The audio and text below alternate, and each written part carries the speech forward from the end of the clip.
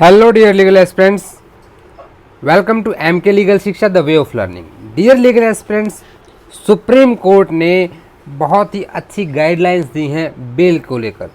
Bell जो है किसी भी क्रिमिनल ऑफेंस में बहुत ज़्यादा इम्पोर्टेंस रखता है, क्योंकि जो आर्टिकल 21 है हमारे भारतीय संविधान का, आर्टिकल 21 आपको लाइफ एंड लिबर्टी की फंडामेंटल राइट देता है।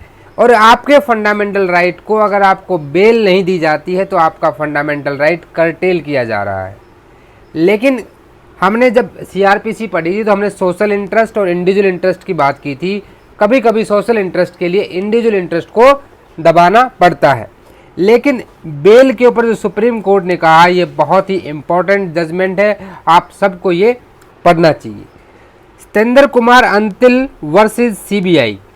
सत्येंद्र कुमार अंतिल और सीबीआई का मध्य ये केस था जिसमें जस्टिस संजय किशन कौल और जस्टिस एम सुंदरेश ने 11 जुलाई 2022 को ये फैसला दिया है। अब इसकी मोटी मोटी चीज़ों को हम डिस्कस करते हैं कि यहाँ पे कहा क्या है।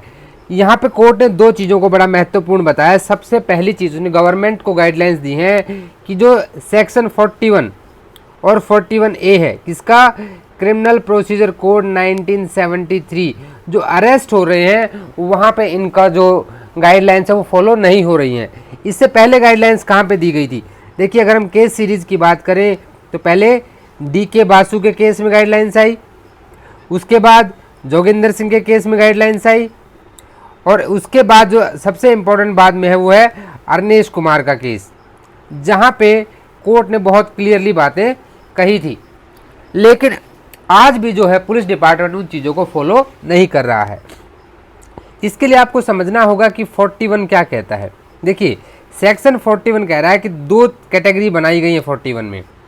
पहली है कि जहाँ पे अप टू 7 ईयर्स तक की पनिशमेंट होती है, तो वहाँ पे पुलिस वाले को दिमाग लगाना है कि क्या अरेस्ट करना ज़रूरी है, क्या उसको अरेस्ट नहीं करने से जो जस्टिस है उस पर कोई प्रभाव पड़ेगा, क्या एविडेंसेस के साथ वो छेड़खानी कर सकता है, तो क्या उसकी प्रेजेंस को इंश्योर नहीं किया जा सकता।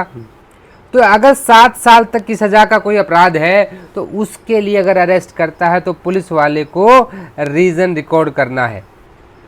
यही चीज़ अगर कोई अपराध ऐसा हुआ है, मर्डर, रेप या डाउरी डेथ, इस टाइप के जो केसेस जहाँ पे 7 साल से ज़्यादा की सज़ा का प्रावधान है, मोर देन 7 ईयर्स, तो वहाँ पे उसको रीज़न रिकॉर्ड करने की ज़रूरत नहीं है, उसे अरेस्ट कर सकता है वो। तो कोर्ट ने बहुत क्लियरली यहाँ पे कहा है कि गवर्नमेंट को जो है बेल को लेकर जो है थोड़ा एक नया एक्ट बनाना चाहिए, इसमें अमेंडमेंट्स करनी चाहिए। दूसरी चीज़ यहाँ पे जो कोर्ट ने बड़ी महत्वपूर्ण कही वो यहाँ पे किस चीज़ को लेके कही है कि सेक्शन 88, सेक्शन आपका 170, 204 एंड 209, ये सीआरपीसी के कुछ सेक्शंस हैं। 1973 का एक्ट है, तो ये क्या क्या है इनके बारे में हम डिस्कस कर। देखिए 88 क्या है, जब कोई ऐसा व्यक्ति जो कोर्ट में प्रेजेंट है, 88 को समझना है, हम एक एक करके इनको समझते हैं। देखिए 88 से पहले आपको 87 को समझना चाहिए। 87 कहता है कि अगर किसी को सम्मन इशू कर सकते हैं तो कोर्ट वहाँ पे सम्मन की जगह वारंट भी दे सकता है। वारंट आपका बेलेबल और नॉन बेलेबल दोनों होते हैं।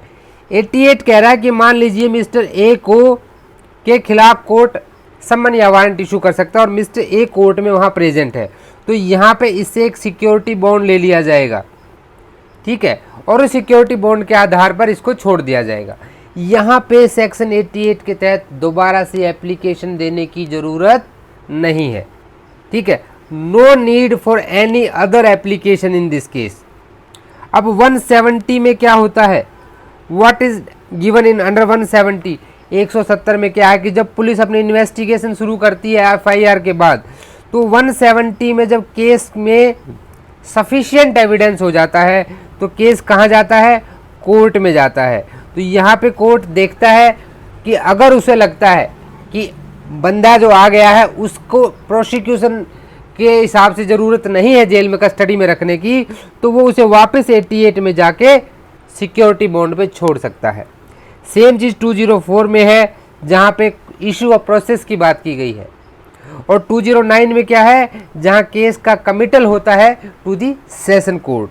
ठीक है, तो वहाँ पर भी वापस से सेक्शन 88 में आके छोड़ सकता है। यानी कि कोर्ट ने कहा है कि अरेस्ट करना बिल्कुल कंपलसरी नहीं है।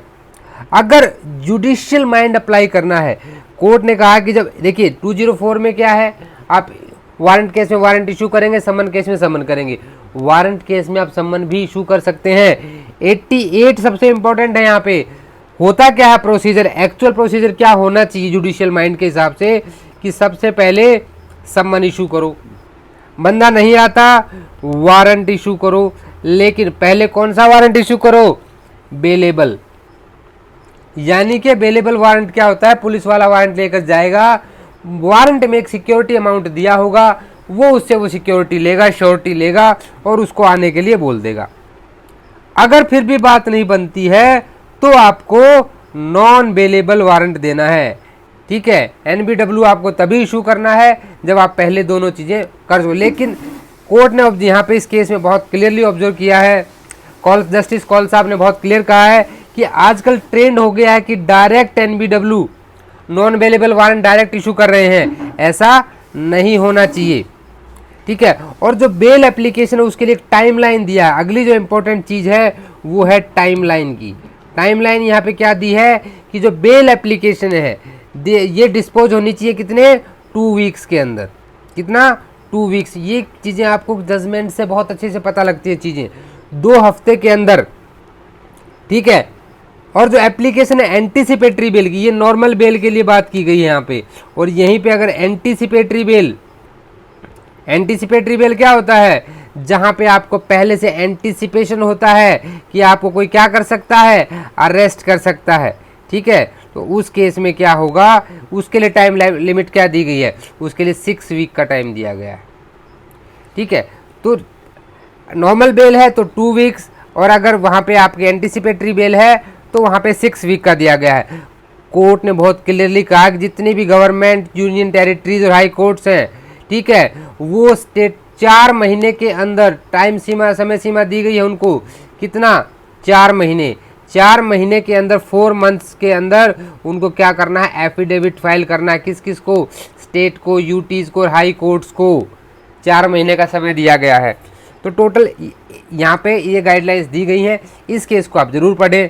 आई होप आपको ये अच्छा लगा होगा। अगर वीडियो अच्छा लगा तो लाइक कर दें। आपके कोई भी सजेशन से आप मुझे मेल कर सकते हैं। टेलीग्राम का लिंक नीचे दिया गया है, उसे ज़रूर ज्वाइन कर लें। ये बहुत अच्छा जजमेंट है, मेंस राइटिंग में बहुत काम आएगा, अधिवक्ता तो आपकी नॉलेज में बहुत काम आएगा। बहुत रिसेंट जजमेंट है, तो ये आपके लिए कहीं पे भी अगर अधिवक्ता है तो आपके लिए भाई बहुत ज़्यादा इंपॉर्टेंट हो जाता है ये। तो इसे कमेंट करके ज़रूर बताएं कि आपको ये कैसा लगा। मिलते हैं नेक्स्ट वीडियो में, तब तक के लिए जय हिंद, जय भारत।